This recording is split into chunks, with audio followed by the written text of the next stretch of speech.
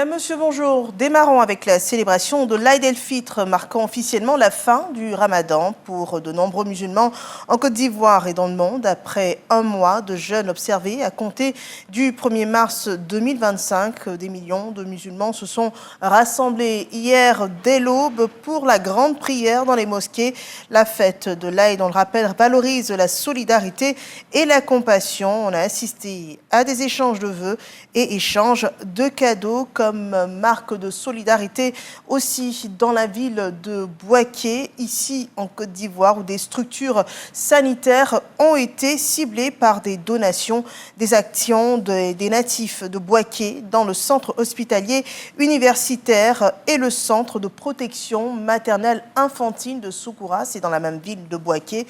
L'objectif de ces actions de donation, c'est de participer à relever le plateau technique de ces deux structures sanitaires.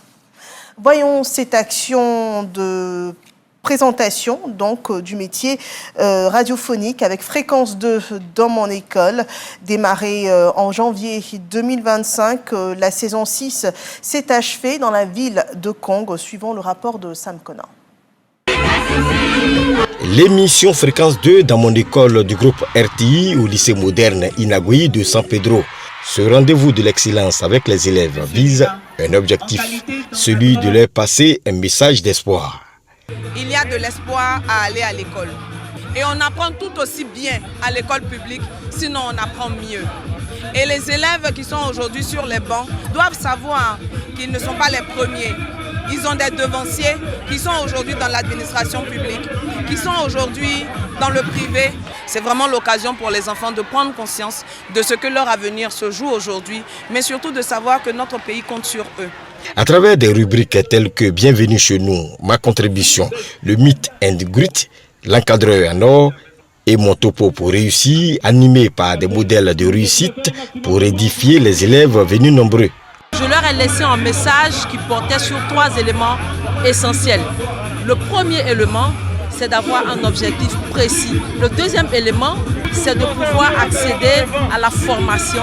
Et puis le troisième élément, c'est de savoir marcher, de choisir ses fréquentations. Nous avons retenu que les parents doivent s'adapter à leurs enfants, écouter leurs enfants et nous aussi enfants, nous mettre au travail, travailler et avoir un objectif précis. Le groupe Les Patrons a pris part à l'apothéose de la saison 6 de Fréquence 2 dans mon école, qui a parcouru au total 10 villes du pays. Rendez-vous pour la saison 7.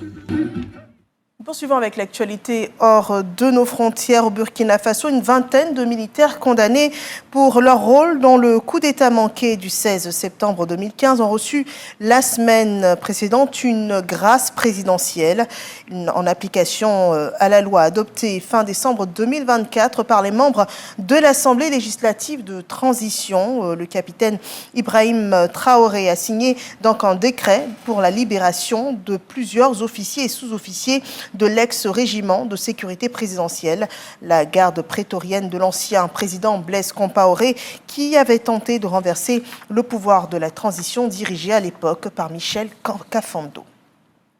L'actualité en RDC avec les consultations initiées par le président Tshisekedi pour la formation d'un gouvernement d'union nationale. Des consultations qui reprennent ce lundi 31 mars à Kinshasa, une semaine après que l'opposition ait boycotté les premières tentatives de consultation. L'opposition qui reste sur sa position et refuse toujours une telle proposition. De son côté, le régime estime que le gouvernement d'union nationale devrait permettre de faire face à l'agression de son pays, donc de la RDC, par le Rwanda qui soutient les rebelles du M23.